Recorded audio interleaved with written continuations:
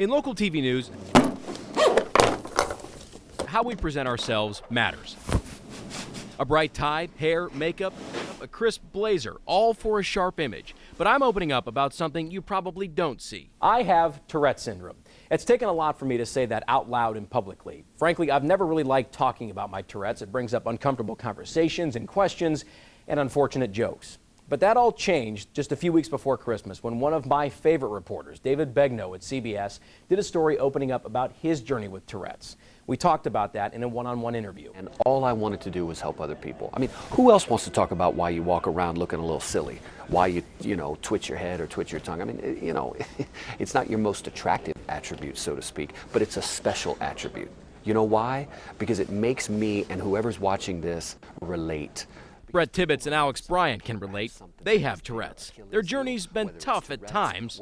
Probably a couple jokes, I want to say junior high time, you know, where people were thinking like, oh, so you're the kid that's going to blurt out cuss words. So when I was in second grade, there were a lot of kids that prevented me from having a lot of friends because they were really scared. But they've overcome and are thriving. Tourette's isn't a limitation, it's a launching pad.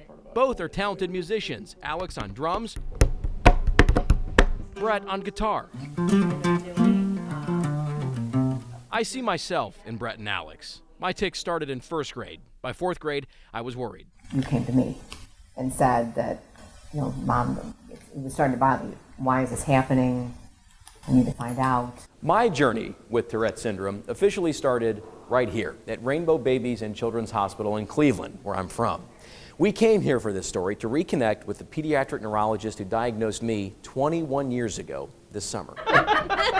Good to see you. Good to see you. Dr. Max Wisnitzer was the first person to tell me my tics were caused by Tourette's syndrome. It's a chronic tic disorder with a genetic component and no known cause. There's not one specific gene that we can say, this is the Tourette's gene. It's thought to be combinations. But what's thought to be at the bottom line is a control system that is in place in the brain. Tics are random, uncontrolled movements and vocalizations. Noises such as throat clearing, sniffing, and snorting, or motor activities such as eye blinking, head shaking or movements, shoulder shrugs. Tics are not seizures, and we don't all shout obscenities. In fact, less than 10% of people with Tourette's do. And that's what most people believe, which is really a myth. That's the exception to the rule. Tics get worse with stress or excitement and less severe with age. Medication can help, but I've never taken any. My eyebrows frown and jump, my eyes close and dart around. I have head nodding and vocal tics too.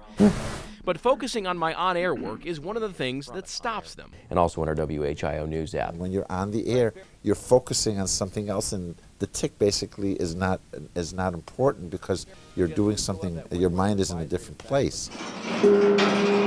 Dr. Wisnitzer told my family years ago, knowledge is power. If you're an informed consumer and understand what's going on, then basically you're in control. It was almost like talking to an old friend. This is almost though he was telling us, see, I told you it was going to be okay. He's going to turn out all right. Sure enough, he was right 21 years later. Remember how I said I see myself in Brett and Alex? Just listen to what Brett's mom and my mom said. It's a part of you. It doesn't define you. And I'm sharing with you that time back in fifth grade that when I see you, I just see John. I don't see Tourette's. But like I've always told Brett, it's a part of you. It doesn't define you. You know, it makes you who you are. Tourette's isn't a bad thing, just makes us unique. For an interview like this, if this can serve as any sort of guidance to someone who has Tourette's who's maybe not quite so comfortable with it or is newly diagnosed, Same thing. I can do the same thing as you can do. You just happen to have Tourette's syndrome. Yeah. I sent David Begnaud a thank you on Twitter after his story. I was thinking about sharing my journey, but still hesitant. He wrote back, barrel through those barriers so that you too may inspire someone. That spoke to my heart and got me thinking about a teal bracelet from the Tourette's Association of America that I wear every day that reads, Inspire. It's time to pay forward the inspiration David gave me. Why not, if it can help someone else? And then I heard from you. And if it can help you, and you doing this story helps someone else, you know what?